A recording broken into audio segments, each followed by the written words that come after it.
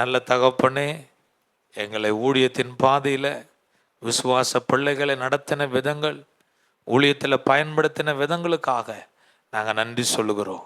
ஆச்சரியமான காரியங்களை செய்கிறவர், அற்புதங்களை செய்கிறவர் எங்கள் நடுவில் இருக்கிற இப்போதும் கூட எங்களை மறைத்து நீர் வெளிப்படும்படியாக நாங்கள் ஜெபம் பண்ணுறோம். எங்களுக்கு முன்பாக இருக்கிறதான பொறுப்புகள், ஆண்டவரே ஊழியங்கள், ஆண்டவரே திரளாக இருக்கிறது. ஆண்டவரே நாங்கள் அனைவரும் செயல்படணும். சபையில் இருக்கிற ஒவ்வொரு விசுவாச பிள்ளைகளும் ஆண்டவரே ஒவ்வொரு நாளும் ஆத்துமாக்களை ஆதாயம் பண்ணுகிற ஒரு மிகப்பெரிய ஆண்டவரே அப்பா, நாங்கள் வேலையில் இருக்கிறோம்.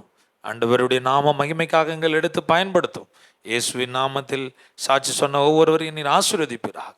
பெரிய காரியத்தை செய்யும். இயேசுவின் மூலம் ஜெபிக்கிற நல்ல பிதாவே, ஆமேன். ஹல்லேலூயா, ஹல்லேலூயா.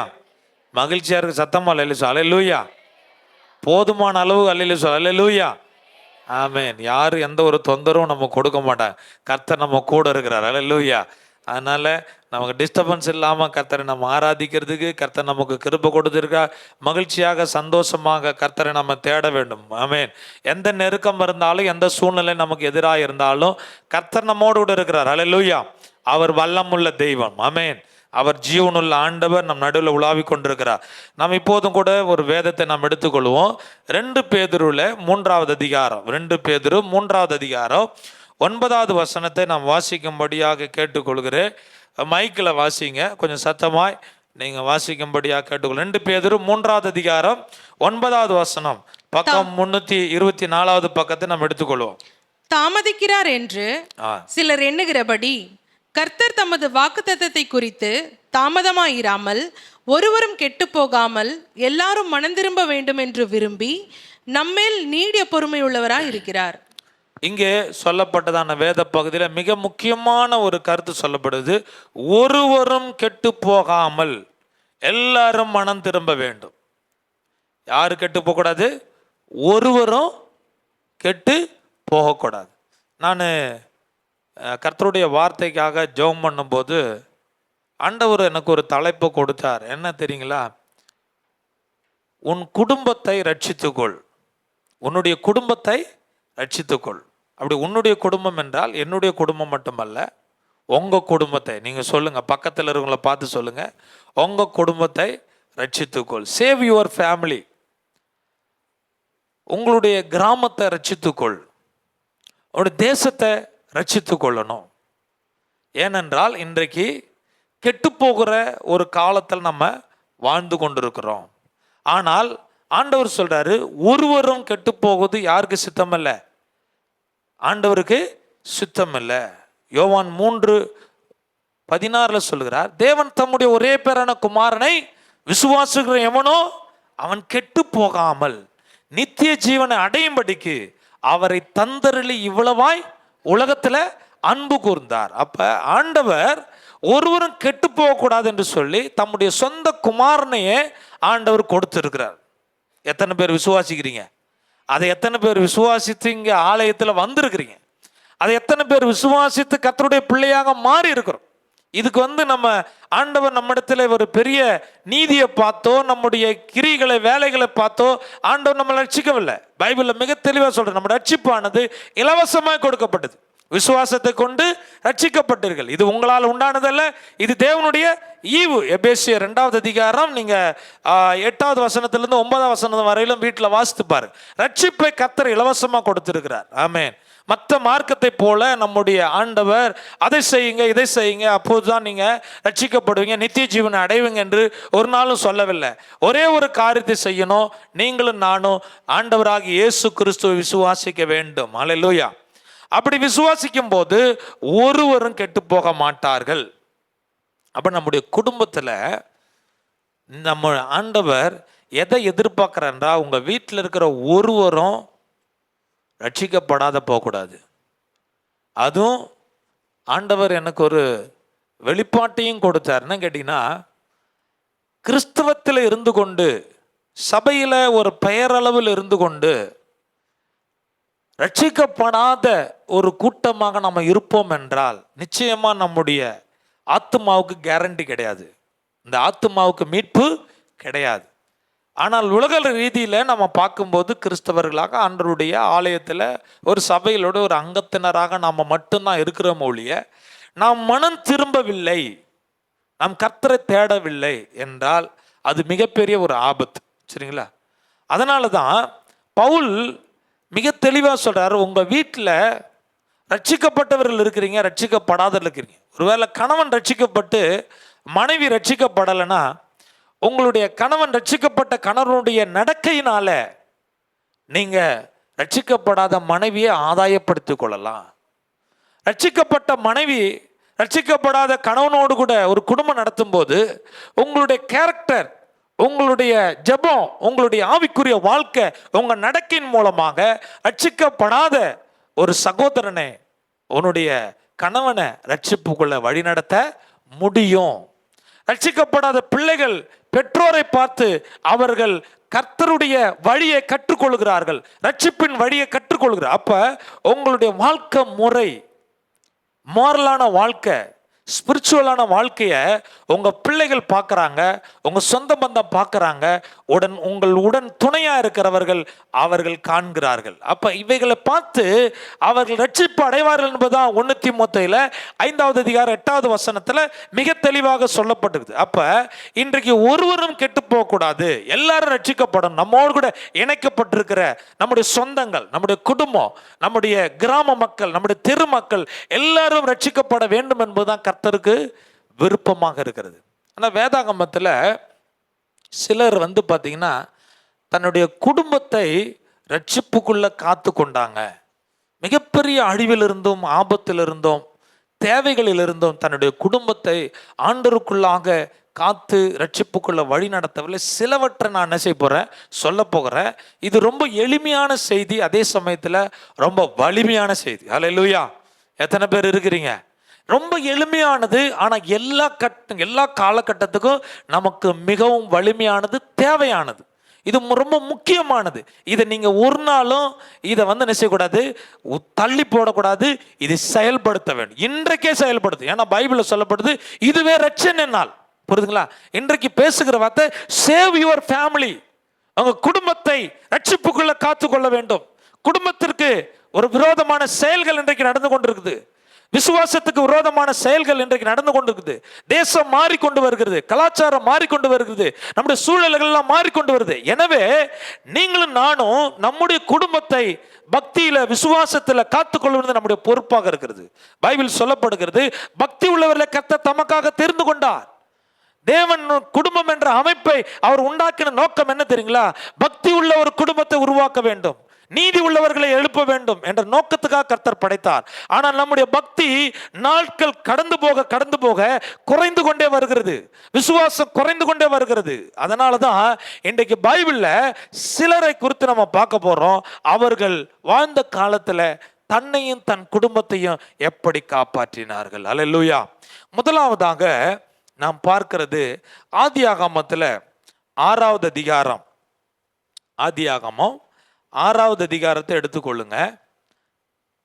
அங்கே 22வது வசனத்தில் நான் ஒரு காரியத்தை இங்கே நான் வாசிக்கிறோம். என்னவென்றால், நோவா அப்படியே செய்தான். தேவன் தனக்கு கட்டளையிட்டபடியெல்லாம் அவன் செய்து முடித்தான்.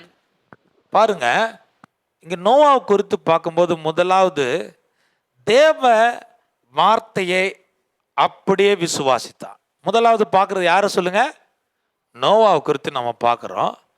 தேவ வார்த்தையை அப்படியே விசுவாசித்தான். எத்தனை பேருக்கு நோவா வாழ்ந்த காலத்தை குறித்து உங்களுக்கு தெரியும்? அப்படி இன்னும் நல்லா தெரியணும் கேட்டிங்கன்னா ஆதியாகமம் 6வது அதிகாரத்துலேருந்து 7வது அதிகாரம் வரையில் நீங்கள் படிச்சுட்டு போனீங்கன்றா நோவா வாழ்ந்த காலம் எப்படிப்பட்ட காலமாக இருந்தது பார்க்கும்போது, ஜனங்கள் அக்கிரமம் செய்து கொண்டிருந்தார்கள், ஜனங்கள் பொல்லாதவர்களாக இருந்தார்கள், ஜனங்கள் பாவம் செய்து கொண்டிருந்தார்கள், ஜனங்கள் தங்களை கெடுத்து கொண்டிருந்தார்கள், தங்கள் வழிகளை கெடுத்து கொண்டிருந்தார்கள், தேவனுக்கு பிரியமில்லாத காரியத்தை செய்தார்கள், தேவனை கோபம் ஊட்டினார்கள், தேவனுக்கு எரிச்சல் ஊட்டினார்கள். அப்ப தேவனுக்கு பிடிக்காத காரியத்தை செய்ததுனால ஆண்டவர் சொல்றாரு, இந்த ஜனத்தை நான் படைத்ததுக்காக மனஸ்தாபப்படுகிறேன். ஆண்டவர் எல்லாவற்றையும் படைக்கும் போது நல்லதென்று கண்டவர் இப்பொழுது சொல்றாரு, மனிதனுடைய செயல்கள், நான் நினைத்தது போல இல்லாதபடிக்கு அவன் வழிகள் பொல்லாததா இருக்கிறதுனால அவர்களை படைத்ததுக்காக நான் என்ன செய்யறேன்? மனஸ்தாபம் அடைகிறேன். மனஸ்தாபம் அடைந்தது மட்டும் கிடையாது, அவர் பொல்லாப்பு செய்கிறவர்களை அவர் மன்னிக்கிறவர், ஏற்றுக்கொள்ளுகிறவர். ஆனா மனம் திரும்புகிறவர்கள் தான் ஆண்டவர் ஏற்றுக்கொள்கிறார். குற்றம் உள்ளவர்களை பைபிள்ல சொல்லப்படுகிறது, குற்றம் செய்த ஆத்துமாக்களை நிச்சயமாய் அவர் தண்டிக்கிறவராகவும் இருக்கிறார். ஏன்னா அவர் நீதி உள்ளவர். நீதியாய் வாழ்கிறவர்களுக்கு அவர்களுக்கு சரி கட்டணும். நான் கர்த்தரை ஏற்றுக்கொண்டிருக்கிறேன், அவருக்காக பக்தியா வாழ்றேன், நான் விசுவாசமா வாழ்கிறேன், ஆண்டவருக்கு உண்மையா இருக்கிறேன். ஆனால் ரட்சிக்கப்படாத ஒரு மனுஷன், அவன் ஆண்டவரை தேடல, பாவத்துல வாழ்ந்தான், அவருக்கும் பரலோகம் எனக்கும் பரலோகம் என்று சொல்லி அவன் பாவத்தோடு கூட அவன் தேவனுடைய ஆசீர்வாதத்தை சுதந்திரிப்பான். நான் நிச்சயமா ஆண்டவரிடத்துல கேட்போமா கேட்க மாட்டோமா? என்ன ஆண்டவரே, இந்த உலகத்துல வாழ்ந்த போது அநீதி செய்து கொண்டிருந்தான், அவனுக்கு நீர் என்ன செஞ்ச? அவனுக்கும் ஒரே இடத்தை கொடுத்தீர், எனக்கும் ஒரே தகுதியை கொடுத்தீரே என்று கேட்போமா இல்லையா? அப்ப ஆண்டவர் நீதி உள்ளவர். குற்றம் செய்த ஆத்துமாக்களுக்கு யாத்திராகமம் 34வது அதிகாரம் 7வது வசனத்துல ஆண்டவர் என்ன சொல்றார் பாருங்க. யாத்திராகமம் 34:7வது வசனம். 1000 தலைமுறைகளுக்கு இரக்கத்தை காட்டுகிறவர், அக்கிரமத்தையும் மீறுதலையும் பாவத்தையும் மன்னிக்கிறார். குற்றவாளியை குற்றமற்றவனாக விடாமல், குற்றவாளியை இந்த நல்லா கவனிக்கணும், குற்றவாளியை குற்றமற்றவனாக விடாமல் பிதாக்கள் செய்த அக்கிரமத்தை பிள்ளைகளிடத்திலும் பிள்ளைகளுடைய பிள்ளைகளிடத்திலும் 3ஆம் 4ஆம் தலைமுறை மட்டும் விசாரிக்கிறவராக இருக்கிறார். அல்லேலூயா. அப்ப ஆண்டவர் மன்னிக்கிறவர் தான், இரக்கம் உள்ளவர் தான். ஆனா குற்றவாளியை குற்றவாளி என்று தான் சொல்லுகிறார். அந்த குற்றவாளி என்றைக்கு மனம் திரும்புகிறார்களோ நிச்சயமாக தம்முடைய பிள்ளையாக ஏற்றுக்கொள்கிறார். அப்ப மனம் திரும்புகிறதான ஒரு மிக முக்கியமான தேவைகளை நாம் இருக்கிறோம். குற்றத்திலே அப்படியே வாழக்கூடாது, பாவத்திலே வாழக்கூடாது என்பதுதான் தேவனுடைய திட்டமாறு. ஒரு நாள் உங்களுக்கு என்று கர்த்தர் கொடுத்திருக்கிறார், அதுல நாம மனம் திரும்ப வேண்டும். அது இன்றைய நாள். கர்த்தருடைய ஆலயத்தில் ஞாயிற்றுக்கிழமை கர்த்தருடைய வார்த்தையை கேட்டுக்கொண்டிருக்கிற நம்முடைய வாழ்க்கையில தேவன் சொல்கிறார், இன்ற நாள் நாம் மனம் திரும்புகிற ஒரு நாள் இது. அப்ப நோவாவும் ஆண்டவர் அந்த குடும்பத்தையும் காக்கிறது, இவ்வளோ பாவம் செய்த இந்த உலகத்துல எல்லா மக்களையும் அழிக்க வேண்டும், ஜலத்தினால அழிவு வரப்போகுது என்றதான ஒரு செய்தியை யார்கிட்ட கொடுக்கிறார்? ஆண்டவர் நோவா கிட்ட கொடுக்கிறார். 7வது அதிகாரம் 1 வசனம் சொல்வது, கர்த்தர் நோவாவை நோக்கி, நீயும் உன் வீட்டார் அனைவரும் பேழைக்குள் பிரவேசிங்கள், இந்த சந்ததியில் உன்னை எனக்கு முன்பாக நீதிமானாக கண்டேன். நல்லா கவனிக்கணும், பாவம் செய்த இந்த உலகத்துல கர்த்தருடைய பார்வையில கிருபை பெற்றது யார் கேட்டீங்கன்னா நம்முடைய நோவா மட்டும்தான். உண்மையாய் பக்தியாய் கர்த்தரை சேவித்த ஒரு மனுஷனாக இருந்தான், நீதிமானாக கர்த்தர் அவனை கண்டார். அதனால அவன் இடத்துல ஒரு காரியத்தை சொல்லுகிறார், முழு உலகத்தையும் பாவம் செய்து பொல்லாப்பு செய்துதானே இந்த ஜனங்களுடைய அக்கிரமம் பெருகி இருக்கிறது, நான் நீதி உள்ளவன், நீதியை சரி கட்ட வேண்டும், எனவே ஜலத்தினால இந்த மனு குலத்தை நான் அழிக்க போகிறேன் என்று சொன்னபோது அவர் சொன்னாரு, நீ உனக்கும் உன் குடும்பத்திற்கும் ஒரு பேழையை உண்டாக்கு. அந்த பேழை எப்படி இருக்க வேண்டும், அதனுடைய அளவு எப்படி இருக்க வேண்டும், எல்லாம் தெளிவாக நீங்க ஆதியாகமத்தில் 6வது அதிகாரத்தில் படிக்கும்போது உங்களுக்கு தெரியும். நீங்க அதுக்கு நமக்கு அதெல்லாம் சொல்லுவதற்கு நேரம் இல்லை. ஆனால் பேழையை உண்டாக்க வேண்டும் என்று சொன்னார். அது காரணம் என்னன்னா, ஒரு பெருவெள்ளம் வரப்போகிறது, பூமியில் உள்ள இருக்கிறதான நீரூற்றுகள் எல்லாம் பெருகி வரப்போகிறது, 40 நாட்கள் மழை வரப்போகுது என்றதான ஒரு வார்த்தையை, அங்க எச்சரிப்பின் செய்தியை நோவா கேட்டார். அப்ப கேட்ட போது அவர் அப்படியே கர்த்தருடைய வார்த்தையை விசுவாசித்ததுனால அவர் செய்த செயலை எபிரேயக்காரர் மிக தெளிவாக அவருடைய விசுவாசத்தினுடைய கிரியைகளை சொல்றார். எபிரேயர் 11வது அதிகாரத்தை எடுத்துக்கொள்ளுங்க, 7வது வசனத்துல மிக தெளிவா சொல்றார், நோவா என்ன செய்ய ஆரம்பித்தார். மழையே வரல, மழையே இது வரைக்கும் பூமியில வந்ததே கிடையாது, மழையை பார்க்கவே இல்லை. ஆனா மழை வரும் என்று சொல்லி கர்த்தர் சொன்ன வார்த்தையை, ஆண்டவர் இந்த உலகத்தை இதுவரைக்கும் அழித்ததே கிடையாது, ஆனா உலகத்தை அழிப்பேன் என்று சொன்ன அந்த வார்த்தையை விசுவாசித்தார். யார் விசுவாசித்தது?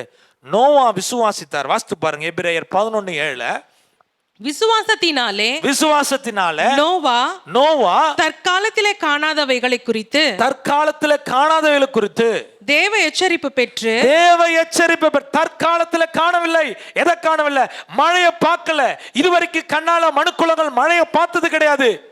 பூமியில பனியை தவிர மழையே இல்லை.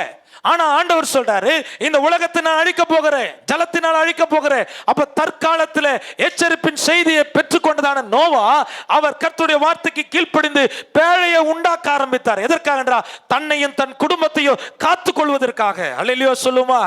அப்ப கர்த்தருடைய வார்த்தையை விசுவாசிக்க வேண்டும். நிச்சயமாக பைபிள்ல சொல்லப்பட்டிருக்கிறது, மனுஷகுமாரனுடைய காலத்துல மத்தேயு எழுதின சுவிசேஷத்துல நீங்க நேரம் கிடைத்தா நீங்க படிச்சு பார்க்கலாம். மத்தேயு 24:37-38 வசனம் வரையிலோ, மத்தேயு 24:37-38 வசனம் வரையில என்ன சொல்லப்படுதுன்னா, மனுஷகுமார் வரும்போதும் நோவா காலத்துல எப்படி நடந்ததோ அது போலவே நடக்கும். ஏனென்றால் ஜனங்கள் தங்களுடைய வழியை கெடுத்து கொண்டிருப்பார்கள். ஜனங்கள் தங்களுடைய வேலையை செய்து கொண்டிருப்பார்கள். கொள்வன கொடுப்பன இந்த காரியத்தில், உலக பிரகார காரியத்தில் அவர்கள் சிக்கி கொண்டிருப்பார்கள். ஆனால் தேவனை அவர்கள் தேட மாட்டார்கள். கடைசி காலத்திலேயும் நோவா காலத்தில் நடந்தது போலதான் நடக்கும். உணர்வில்லாத ஜனங்கள் ஆண்டவர் அழிக்க போகிறேன் என்று சொன்ன உடனே ஒரு உணர்வு, ஒரு எண்ணம் நோவாவுக்கு தான் வந்தது. நிச்சயமா தன்னையும் தன் குடும்பத்தையும் காக்க வேண்டும் என்று சொல்லி ஒரு பேழைய கட்ட ஆரம்பித்தார். அவர் கட்டும்போது எவ்வளவு பரியாசங்களை மக்கள் பண்ணியிருப்பாங்க தெரியுங்களா? இதுவரைக்கும் மழையை பார்க்கல, பைத்தியக்காரன் பண்ணது போல பண்ணிக்கிட்டு இருக்கிறாரு, வேற வேலை இல்லாம செய்து கொண்டிருக்கிறாரு. அது மட்டும் கிடையாது, போகிற இடமெல்லாம் நோவாவுடைய பிரசங்கம் என்ன தெரியுங்களா? மனம் திரும்புங்க, உங்க பொல்லாத வழியை விட்டு திரும்புங்க, உலகத்தை கர்த்தர் அழிக்க போகிறார், ஜலத்தினால் அழிக்க போகிறார் என்று 100 வருஷத்துக்கு மேல பிரசங்கம் பண்ணுகிறார். ஒரு மனுஷன் கூட ரட்சிக்கப்படலை. அவர்கள் ரட்சிக்கப்படவில்லை. ஜனங்கள் பொல்லாப்பு வழியை விட்டு திரும்பவில்லை. அதனால கர்த்தருடைய திட்டம் மாறிடும் என்று நினைத்தீர்களா? அநேக மக்கள் இன்றைக்கு தேவனை அறியாதபடிக்கு தன் இஷ்டம் போல வாழ்கிறார்கள். அதனால நாங்கள் பிரசங்கம் பண்ணுகிற பிரசங்கம் விருதாவா ஆகிவிடும் என்று நினைக்கிறீர்களா? சத்தியம் மாறிடும் என்று நினைக்கிறீர்களா? நிச்சயமா கிடையாது. சபைக்கு எத்தனை கூட்டம் வந்தாலும் வராவிட்டாலும் கர்த்தர் சொன்ன வார்த்தைகள் ஒன்றும் இந்த பூமியில அழிந்து போவது கிடையவே கிடையாது. அவைகள் எல்லாம் நிறைவேறும். ஹல்லேலூயா. யார் பின்பற்றினாலும் பின்பற்றாவிட்டாலும் தேவனுடைய வார்த்தை சொன்னது அப்படி நடக்கும். அதைத்தான் நோவா விசுவாசித்தார். கர்த்தருடைய வார்த்தை சொல்லப்பட்டிருக்குது, நான் பேழையை உண்டாக்க போகிறேன். அந்த பேழையை உண்டாக்கினார். மிகுந்த கடினமாக ஆண்டவருடைய ஊழியத்தை செய்து கொண்டே பேழையும் உண்டாக்கி கொண்டிருந்தார். நீதியை பிரசங்கித்துக் கொண்டே பேழையை உண்டாக்கி கொண்டிருந்தார். அவருடைய வேலை, நேரம், தியாகம் எல்லாம் கர்த்தர் என்ன சொன்னாரோ அதன்படியே பேழையை உண்டாக்கினார். அதற்குள்ள ஆண்டவர் சொன்னாரு, உன்னையும் உன் குடும்பத்தையும், ஜீவ பிராணிகள் நல்லவைகளை ஜோடு ஜோடாய் அவைகள் எல்லாம் என்ன செய்ய சேர்த்துக்கொள். ரொம்ப இன்ட்ரெஸ்டிங்கான ஒரு ஸ்டோரி. இந்த ஸ்டோரியில நம்ம பார்க்கறது என்ன கேட்டீங்கன்னா, முழு குடும்பத்தையும் தேவன் நியமித்ததான மிருக ஜீவன்கள் எல்லாம் ஒரு சேஃபான ஒரு இடத்துக்குள்ள வந்தாங்க. அதுதான் கர்த்தர் உண்டு பண்ண சொன்ன ஒரு பேழை. வெள்ளம் வருவதற்கு முன்பு கர்த்தர் என்ன செய்தார் தெரியுங்களா? பேழையினுடைய வாசலை அடைத்தார். பேழையினுடைய வாசலை எதற்கு கர்த்தர் அடைத்தார்? இத்தனை வருடங்கள் பேழைக்குள்ள வா என்று சொல்லி பிரசங்கம் செய்தார்கள். இத்தனை வருடம் கர்த்தர் இந்த உலகத்திற்கு ஒரு நியாய தீர்ப்பு வைத்திருக்கிறார். பாவம் செய்கிற மக்களுக்கு ஒரு நியாய தீர்ப்பு வைத்திருக்கிறார். நீதி உள்ளவர்களை கர்த்தர் காக்க போகிறார் என்ற செய்தி எல்லாம் அவர்களுக்கு பைத்தியமாய் தோன்றுது. கெட்டு போகிறவர்களுக்கு சுவிசேஷம் இன்றைக்கு பைத்தியமாய் தோன்றும். ரட்சிக்கப்படுகிற நமக்கோ அது தேவபலனா இருக்கும். அல்லேலூயா சொல்லுவோமா? அப்ப இந்த வார்த்தையை கேட்டு மனம் திரும்பாதவர்கள் நிச்சயமாய் மழை வரும்போது, வெள்ளம் பெருகும் போது அந்த பேழைக்குள்ள என்ன செய்வாங்க? ஓடி வருவார்கள். அதுக்கு சான்ஸ் இல்லைங்க, அதுக்கு வாய்ப்பு இல்லை. மணவாளன் போயிட்ட பிறகு நான் தீவெட்டி எடுத்துக்கொண்டு வருகிறேன், நான் எண்ணெய் எடுத்துக்கொண்டு வருகிறேன், எனக்கு என்ன செய்யுங்க, வழிவிடுங்க என்று சொன்னால் சான்ஸ் இல்லை, நேரம் இல்லை. அதுக்குண்டான தருணம் கடந்து விட்டது. நீங்களும் நானும் வாழ்ந்து கொண்டிருக்கிற காலம் உங்களையும் குடும்பத்தையும் ரட்சிப்புக்குள்ள கொண்டு வர வேண்டும், சத்தியத்திற்குள்ள கொண்டு வர வேண்டும். உங்களையும் குடும்பத்தையும் காக்கிற ஒரு நேரம். 8 பேர் நோவாவுடைய குடும்பத்தில் எல்லாரும் காக்கப்பட்டார்கள். ஆனால் நோவா வாழ்ந்த காலத்தில் இருந்த பொல்லாப்பு செய்த அனைவரும் அழிக்கப்பட்டார்கள். இதுதான் நியாய தீர்ப்பு. இது மனுஷகுமாரன் காலத்திலையும் இதே போல் நடக்கும். ஆனா ஜலத்தினால கிடையாது, அக்கினினால இந்த உலகம் அழியும். எத்தனை பேர் விசுவாசிக்கிறீங்க? அக்கினி ஆயத்தமா இருக்கிறது, ரெடியா இருக்கிறது. ஒரு நாடு நினைச்சா போதும் இந்த உலகத்தை அழிக்க அவர்களால முடியும். ஆயத்தமா இருக்கிறது. இந்த கடைசி நாட்கள் நாம் வந்திருக்கிறோம். நாம் செய்ய வேண்டியது என்ன தெரியுங்களா? உலகம் அழிய போகுது என்று சொல்லி வேலை செய்யாம இருக்கிறது இல்ல. உலகம் அழிய போகுது என்று சொல்லி ஊழியம் செய்யாம இருக்கிறது அல்ல. உலகம் அழிய போகிறது என்று சொல்லி கர்த்தருடைய சுவிசேஷத்தை அறிவிக்கிறதை நிறுத்துறதுக்காக இந்த வார்த்தையை கர்த்தர் சொல்லவில்லை. நீங்கள் நானும் தைரியமா இருக்கணும். நான் ஒரு பேழைக்குள்ள இருக்கிறேன். கர்த்தர் ஏற்படுத்தின பேழை, இந்த சபையை கர்த்தர் ஒரு பேழையாக வைத்திருக்கிறார். இந்த பேழைக்குள்ள சத்தியத்தை விதைக்கிறோம், கர்த்தருக்குள்ள வழி நடத்துகிறோம், ரட்சிப்புக்குள்ள வழி நடத்துகிறோம். இந்த பேழைக்குள்ள உங்களை என்னையும் காத்து கொள்ள வேண்டும். அல்லேலூயா. பேழையில 8 பேர் தான் இருக்கிறாங்க, பரவாயில்ல. எங்க சபையில கொஞ்சம் பேர் தான் இருக்கிறாங்க, பரவாயில்ல. ஆத்துமாக்களை கர்த்தர் கொண்டு வருவார். அல்லேலூயா. ஆனா சத்தியம் உள்ள ஒரு பேழையில இரு, ஆண்டவருக்குள்ள இரு, ஆண்டவருடைய உறவில இரு. அதுதான் உங்களை என்னை காப்பாற்றும். நோவாவை காப்பாற்றினது, நோவாவுடைய குடும்பத்தை காப்பாற்றினது அந்த பேழை என்பது இங்கே நாம் மனுஷரோம் மிக தெளிவா நம்ம பார்க்கிறோம். ஏசாயாவில் 55வது அதிகாரம் 6வது வசனத்து 7வது வசனத்தை நீங்க படிச்சு பார்ப்பீங்கன்னா மிக தெளிவா கர்த்தர் எப்படியெல்லாம் அவர் அன்பா அழைக்கிறார் என்று பாருங்க. மனம் திரும்ப வருகிறவர்கள் ஆண்டவர் எப்படி ஏற்றுக்கொள்கிறார் வாசிங்க. கர்த்தரை கண்டடையத்தக்க சமயத்தில், கர்த்தரை கண்டடையத்தக்கத்தில் சமயத்தில் அவரை தேடுங்கள், அவரை தேடுங்க. அவர் சமீபமா இருக்கையில், அவர் சமீபமா கூப்பிடுறார். நோவா பிரசங்கம் பண்றார், வாங்க தேடுங்க, கர்த்தரை தேடுங்க, உங்க பொல்லாத வழியை விட்டு மனம் திரும்பி வாங்க கூப்பிடுறார். சமீபமா இருக்கிறார், வாங்க. அழிவு வரப்போது, நியாய தீர்ப்பு வரப்போது, வாங்க அழைக்கிறார். அவரை நோக்கி கூப்பிடுங்கள், அவரை நோக்கி கூப்பிடுங்க. துன்மார்க்கன் தன் வழியையும், துன்மார்க்கன், நல்லா கவனிங்க, துன்மார்க்கன் தன் வழியையும், அக்கிரமக்காரன் தன் நினைவுகளையும் விட்டு, அக்கிரமக்காரன் தன் நினைவுகளையும் விட்டு கர்த்தரிடத்தில் திரும்ப கடவன், கர்த்தரிடத்தில் திரும்ப கடவன். அவர் அவன் மேல் மனதுருகுவார். நம்முடைய தேவனிடத்திற்கே திரும்ப கடவன், நம்முடைய தேவனிடத்திற்கே திரும்ப கடவோம். அல்லேலூயா. அவர் என்ன செய்வாரா? மன்னிக்கிறதற்கு தயை பெருத்திருக்கிறார். அல்லேலூயா. அவர் மன்னிக்கிறவர், இரக்கமுள்ளவர். அவர் சொல்லுகிற காரியம் என்னதுன்னா, உன் வழியை விட்டு கர்த்தரிடத்துல திரும்பி வா. பழைய மனுஷனை களைந்து விட்டு கர்த்தரிடத்துல திரும்பி வா. புதிய மனுஷனை தரித்துக்கொள், ரட்சிப்பை எடுத்துக்கொள், மனம் திரும்பு. அப்படி வந்த என்றால் இந்த பேழையில உனக்கு எப்போதும் சேஃப்டி இருக்குது. அல்லேலூயா. ஒரு பாதுகாப்பு இருக்குது. அப்ப முழு குடும்பத்தையும் நோவா காத்து கொண்டார். அல்லேலூயா. எதனால தெரியுங்களா? கர்த்தருடைய வார்த்தையை அவர் விசுவாசித்து அப்படியே செய்தார். கர்த்தர் என்ன சொன்னார் அதை செய்தார். எனக்கு அருமையான தேவ பிள்ளைகளே, நீங்களும் நானும் நோவாவை ஒரு ரோல் மாடலா எடுத்துக்கொண்டு அப்படியே செய்வோம். இந்த கடைசி நாட்கள்ல ஒரு பேழைக்குள்ள நம்மை காத்துக்கொள்ளும். அதுதான் சபையாகிய ஒரு பேழையை கர்த்தர் வச்சிருக்கிறார். இந்த பேழையில கர்த்தர் உங்களை நடத்துவாராக. 2வது ஒருத்தவங்களை குறித்து நம்ம பார்க்க போகிறோம். உங்களுக்கு ஒரு இப்போது இந்த செய்தியினுடைய ஒரு ஐடியா, இதை பார்த்துக்கிட்டு இருக்கும்போது, கேட்டுட்டு இருக்கும்போது ஒரு ஐடியா கிடைக்கும். பாஸ்டர் என்ன பிரசங்கம் பண்ண வரார், கர்த்தர் என்னோட கூட என்ன பேச வருகிறார், உங்களுக்கு ஒரு ஐடியா கிடைச்சிருக்கும். நீங்க அந்த ஐடியாவில் நீங்க பார்க்கும்போது அடுத்தது பார்த்தீங்கன்னா யோசுவாவில் 2வது அதிகாரம், யோசுவா புத்தகத்தை எடுத்துக்கொள்ளுங்க. 2வது அதிகாரம்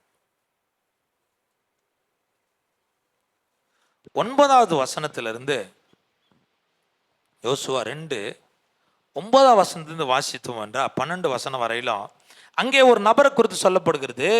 பார்த்தீங்கன்னா ராகாப்பை குறித்து. இங்க தேவ செய்தவைகளை விசுவாசித்தவர் யாரு? ராகாப் யார் சொல்லுங்க? தேவன் செய்த செயலை விசுவாசித்தவள். வாசிங்க. கர்த்தர் உங்களுக்கு தேசத்தை ஒப்பு கொடுத்தார் என்றும், கர்த்தர், நல்லா கவனி, கர்த்தர் உங்களுக்கு தேசத்தை ஒப்பு கொடுத்தார் என்றும், உங்களை பற்றி எங்களுக்கு திகில் பிடித்திருக்கிறது என்றும், உங்களை குறித்து தேசத்து குடிகள் எல்லாரும் சோர்ந்து போனார்கள் என்றும் அறிவேன். இங்க பாருங்க, எரிகோ என்றதான ஒரு பட்டணம், புரியுதுங்களா?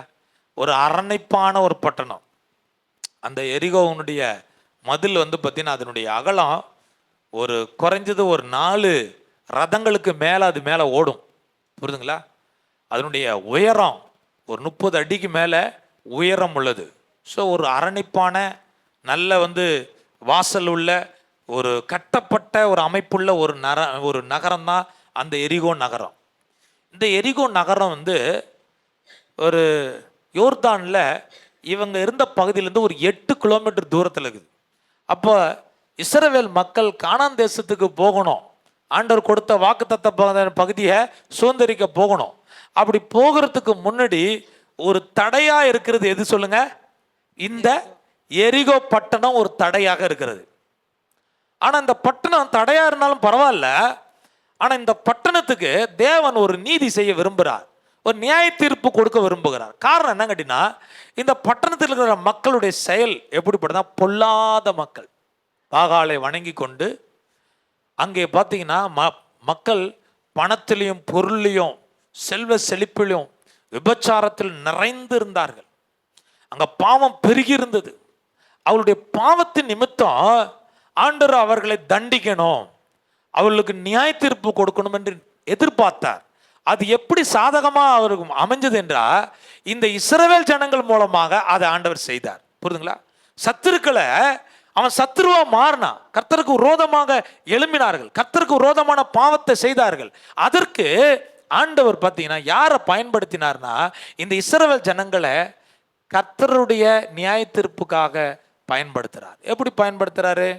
இங்க நீங்க யோசுவாவில் 2வது அதிகாரத்தில் நீங்க முதல் பகுதியில் நீ வாசிக்கும் போது, நூனின் குமாரனாகிய யோசுவா சித்திமிலிருந்து வேவுகாரராகிய 2 மனுஷரை ரகசியமாய் வேவு பார்க்கும்படி அனுப்பி நீங்கள் போய் தேசத்தையும் எரிகோவையும் பார்த்து வாருங்கள் என்றார். இங்க பாருங்க, கர்த்தர் இந்த யோசுவாவுக்கு ஒரு ஆலோசனை கொடுத்து 2 பேரை அனுப்பி வைக்கிறாங்க. எதுக்கு அனுப்பி வைக்கிறாங்க? எரிகோவை போய் பார்க்க வேண்டும். எரிகோவை பார்த்தாங்களா? எரிகோவை பார்க்க போனாங்களா? 2 பேர் போனாங்க. இந்த 2 பேர் யார் வீட்டுக்கு போனாங்கன்னா, ராகாப் வீட்டுக்கு போயிருக்கிறாங்க. இந்த ராகாப் வீடு எங்க இருக்குது? அந்த மதில் சுவருக்கும் அருகில இருக்கிறது. மதில் சுவரை ஒட்டி இருக்கலாம், அருகில் இருக்கலாம், ஆனா அங்கதான் அவங்க குடியிருந்தது. ஆனா சிலர் என்ன சொல்றாங்கன்னா, அவங்க ஒரு விடுதி காப்பாளராக இருந்திருக்கலாம். அவங்க எப்படி இருந்திருக்கலாம்? ஒரு விடுதி போல வெளியிலிருந்து வர்றவங்களுக்கு தங்குற ஒரு விடுதி வைத்திருந்திருக்கலாம். ஆனா அது வீடாகவும் இருந்திருக்கிறது. ஸோ அப்படிப்பட்ட ஒரு குடும்பம். அதே சமயத்தில் இந்த ராகாப் பார்த்தீங்கன்னா அவங்க ஒரு விலை மாதா என்று சொல்றாங்க. அதாவது என்ன கேட்டீங்கன்னா, அவங்களுக்கு ஒரு விபச்சார ஒரு பெண்மணி. அவர்கள் அந்த கேரக்டர்ல இருக்கிற அந்த அம்மா ஒரு மோசமான ஒரு கேரக்டர் தான். கர்த்தருக்கு பிரியமில்லாத காரியத்தை செய்கிற ஒரு மகள். ஆனால் அந்த வீட்டில் கர்த்தர் இந்த வேவுகாரில் அனுமதித்தார். ஏன் போனாங்க, எப்படி போனாங்க என்பது நமக்கு தேவையில்லாத காரியம். ஆனால் ஒரு காரியம், தேவன் அங்கே அந்த ராகாப்புக்குள்ள இருந்த அந்த குணத்தை பார்க்க ஆரம்பிச்சார். ஒரு பக்கம் அந்த அம்மா பாவியான ஸ்திரீ தான், ஒரு பக்கம் அவங்க அந்த அம்மா அவனோட குணம் எப்படிப்பட்டது?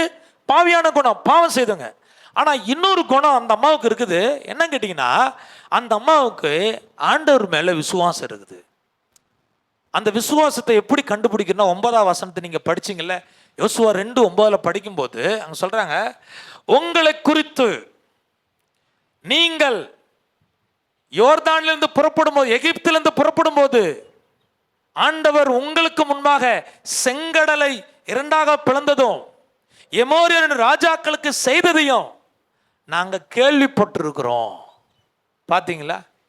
அப்ப கர்த்தர் செய்த செயல் மேல இஸ்ரவேல் ஜனங்களுக்காக சத்துருக்களை சத்துருக்கள் ராஜாக்களை விரட்டினத, கர்த்தர் செய்த அற்புதத்தை இவர்கள் என்ன செஞ்சிருக்காங்க? கேள்விப்பட்டு இருக்கிறாங்க. அது மட்டும் கிடையாது, இப்போ யாரு?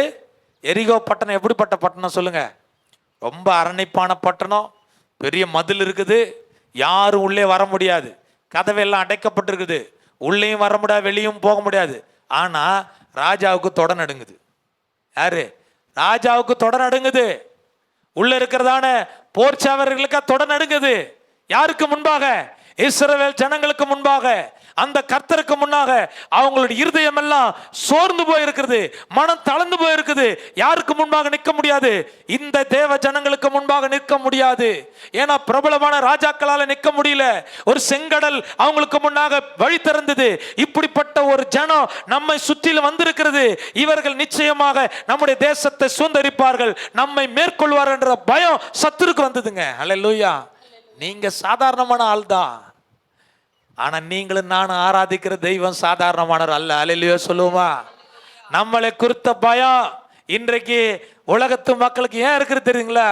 நீங்க ஜெபித்தா, நீங்க ஜனங்களை ரட்சிப்புகளை நடத்திட்டா, இங்க என்ன செய்ய டாஸ்மாக் இருக்காதுங்க, குடிகாரில் நீங்க பார்க்க முடியாதுங்க, நீங்க என்ன செய்ய முடியாது, சில காரியத்தெல்லாம் ஊழல்லாம் பார்க்க முடியாதுங்க, ஜெயில் கைதிகளை பார்க்க முடியாதுங்க, அதனால சில ஆட்கள் வாழ முடியாதுங்க. அதனால தான் கிறிஸ்துவ மட்டும் வளரக்கூடாது, கிறிஸ்துவ ஊழியம் மட்டும் வளரக்கூடாது. ஏன் என்றாங்க சொல்லுங்க? நீ வளர்ந்துட்டா தேசத்துல உலகத்து மனிதர்களால் ஒன்றும் செய்ய முடியாதுங்க. பரிசுத்தவான் இருந்தா அந்த பட்டணம் செழிப்பாகுங்க, துன்மார்க்கன் செழிக்க முடியாது. அதுக்காக தான் நம்மளை குறித்த ஒரு பயம் உலகத்துல எல்லா ராஜாக்களும் இருக்குது. யார் வளரக்கூடாது? சபையே கர்த்தர் ஆராதிக்காத, சபைக்கு அனுமதி கொடுக்காத. யார் நீ அனுமதி கொடுக்கிறது? கர்த்தர் அனுமதி கொடுத்திருக்கிறார். அல்லேலூயா. கர்த்தர் எங்களுக்கு அதிகாரம் கொடுத்திருக்கிறார். இது ஜீவனுள்ள வேலை, இது ஒரு நாளும் ஒளிந்து போகாது, எந்த மனுஷனாலும் ஒழிக்க முடியாது. ஏன் காரணம் என்னன்னா, கர்த்தர் எங்க கூட இருக்கிறார். அல்லேலூயா. எங்களை குறித்த பயம் யாருக்கு பிடிக்கும்? எங்களை சுற்றி இருக்கிற சத்துருக்களுக்கு பிடிக்கும். அப்போஸ்தலர்களை குறித்த ஒரு பயம் சுற்றி இருந்த அதிகாரிலாம் பிடிச்சது. ஐயோ, இவர்களை கொண்டு வெளியரங்கமான அற்புதங்களை கர்த்தர் செய்கிறாரே, இவர்களை எப்படி நாங்க எதிர்ப்பது? அவங்களால எதிர்க்க முடியல. கண்களால கண்டார்கள், மரித்தவர்கள் உயிரோடு எழும்புறாங்க, முடவர்கள் நடக்கிறார்கள், அற்புத அடையாளம் நடக்குது. ஆண்டவர் பெரிய காரியத்தை செய்யும் போது அவர்களுக்கெல்லாம் பயம் உண்டானது. இந்த படிப்பறிவில்லாத சாதாரண அப்போஸ்தலரை கொண்டு இப்படிப்பட்ட காரியத்தை செய்கிறார் என்ற பயம் உண்டானது. அப்ப நம்முடைய சத்துருக்களுக்கு ஒரு பயம் வரணும் என்றால் கர்த்தர் நம்ம கூட இருக்கிறார். அல்லேலூயா. கர்த்தர் நம்மை அழைத்து இருக்கிறார். அந்த அம்மா சொல்றாங்க, புரஜாதி அம்மா தான், அந்த ராகாப் ரட்சிக்கப்படாதவங்க, ஆனா அவங்களுடைய விசுவாச வார்த்தை என்ன தெரியல, நிச்சயமா கர்த்தர் இந்த பட்டணத்தை உங்ககிட்ட கொடுத்திருக்கிறார். உங்களுக்கு என்ன செஞ்சாரு? ஒப்பு கொடுத்தார். ஒப்பு கொடுக்கறதுக்கு முன்னே, சுதந்திரம் அடையிறதுக்கு முன்னே இந்த ராகாப்புக்குள்ள ஒரு விசுவாசம் வந்தது. இந்த பட்டணத்தை யாருக்கு ஒப்பு கொடுத்தார்? உங்களுக்கு ஒப்பு கொடுத்தார். சொன்னாங்களா? யோசுவால 9ஆம் அதிகாரத்தில் 2வது அதிகாரம் நீங்க 13ஆம் வசனத்தை படிச்சு பாருங்களா. நீங்கள் என் தகப்பனையும், நீங்கள் என் தகப்பனையும், என் தாயையும், என் தாயையும், என் சகோதரரையும், என் சகோதரரையும், என் சகோதரிகளையும், சகோதரிகளையும், அவர்களுக்கு உண்டான எல்லாவற்றையும் உயிரோடே வைத்து எங்கள் ஜீவனை சாவுக்கு தப்புவிக்கும்படி எனக்கு நிச்சயமான அடையாளத்தை கொடுக்க வேண்டும். நிச்சயமான அடையாளத்தை கொடுக்க வேண்டும். இந்த அம்மா ஒரு ரிக்வெஸ்ட் பண்றாங்க வேவுகாரர்களிட. உங்களை வேவுகாரர்களை தேடிக்கொண்டு ராஜாக்கள் எல்லாம் வர்றாங்க. அந்த அம்மா ஞானமா பதில் சொல்லுது ராஜா கிட்ட, போர் சேவர்கள்கிட்ட. யாரெல்லாம் வந்தாங்களோ அவங்கள பார்த்து சொல்லுது, என்னுடைய வீட்டில் வந்தது உண்மைதான், வேவுகாரர்கள் வந்தார்கள், ஆனா இப்பொழுது அவர்கள் இங்கே இல்லை. ஆனா அவங்க அங்க இருந்தாங்களா இல்லையா? இருந்தாங்க. எங்க இருந்தாங்க? ஒரு பரன்ல அவங்கள சேஃப்டியான ஒரு இடத்துல வைத்திருக்குது. ஆனா ராகாப்பு இங்க சொன்னது பொய்யா உண்மையா? ராகாப்பு சொன்னது பொய்யா உண்மையா? பொய் சொன்னாங்கன்னு சொல்லிட்டு கூட நம்ம என்ன செய்யலாம், எடுத்துக்கொள்ளலாம், பொய் சொன்னாங்க. ஆனா இங்க முக்கியமானது ராகாப்புடைய பொய் அல்ல, இந்த ராகாப்புடைய தந்திரமான செயலை தான் இங்க அந்த அம்மா பேசினது. இப்போ உங்க வீட்டில் ஒருத்தன் திருட வந்தா, பீரோ சாவி எங்க வைத்திருக்கிறேன்னு சொன்னா நீங்க என்ன சொல்லுவீங்க? அந்த கபோர்ட் மேல அங்க வச்சிருக்கேன், எடுத்துக்கன்னு சொல்லுவீங்களா? ஹலோ, இருக்கிறீங்களா இல்லையா? ஐயோ பொய் சொல்லிட்டேன், ஒரு திருடங்கிட்ட சாவியை கொடுக்காத போயிட்டேனே, கர்த்தாவே என்ன மன்னியும், சோத்திரம் சோத்திரம் சோத்திரம் அப்படி சொல்லுவீங்களா? தந்திரமா அந்த அம்மான்னு பேசுது. அதை ஒரு பெரிய இஷ்யூவா எடுத்துக்கூடாது, சரிங்களா? அவங்க ஆனா ஆண்டவர் பொய் சொல்லாதவும் இந்த வேவுகாரில் பாதுகாக்க கர்த்தரால முடியும். அந்த அம்மாவுடைய கேரக்டர் எதுன்னு சொல்லிடுச்சு. அதை குறித்து ஒரு பெரிய பிரசங்கம் பண்ணிட்டு போய் சொன்னாங்க. கர்த்தர் இதை அனுமதித்தார் சொல்லக்கூடாது. அல்லேலூயா. நமக்கு விஷயம் என்ன தேவை சொல்லுங்க? இங்க ராகாப்புடைய விசுவாசம் தான் முக்கியமானது. ராகாப்பு சொல்றாங்க, நான் உனக்கு தயவு செய்தேன். இந்த வேவுகாரில் பாதுகாத்தாங்க, ராஜாக்கள்லாம் தேடிக்கிட்டு போனாங்க. இந்த வேவுகாரர்களுக்கு இந்த ராகாப்பு தான் ஐடியா கொடுத்தாங்க. எப்பா நீங்க உடனே அதே வழியா போகாதீங்க, நீங்க போனா வழியில மாட்டிக்கொள்ளுவீங்க, இந்த மலையில போய் தங்க ஐடியாலாம் கொடுக்குது. பாருங்க எவ்வளவு விஷயமுள்ள ஆள் பாருங்க. ஆளை மறைச்சியும் வைக்க தெரியுது, விஷயமா பேசவும் தெரியுது, கரெக்டா பேசுறாங்க. போய் நீங்க என்ன செய்யுங்க, இந்த மலையில 3 நாள் இருங்க. ஏன்னா இந்த அம்மா சொல்லிடுது 3 நாளுக்குள்ள அவங்க அவ்வளவு தூரம் தான் போயிருப்பாங்க, நீ திரும்பி வந்துடுறான். இவன் தேடி கொண்டு போனவன் திரும்பி வர்றதுக்கும் 3 நாள் மலையில ஒளித்து இருந்துட்டு இவர்கள் போவதற்கு கரெக்டா இருந்தது. அப்ப ஐடியா கொடுக்கவும் ஒளித்து வைக்கவும் நல்ல திறமையா நடக்கவும் அதே சமயத்துல விசுவாசத்தோடு கூட இருந்தான். அந்த விசுவாசம் அவங்க சொல்றாங்க, நான் உனக்கு தயவு செய்தேன். யார்? வேவுகாரரை பார்த்து சொல்றாங்க, நான் உங்களுக்கு தயவு செய்தேன், உங்களை காப்பாற்றினேன். ஆனா எனக்கு ஒரு காரியத்தை செய்யணும்.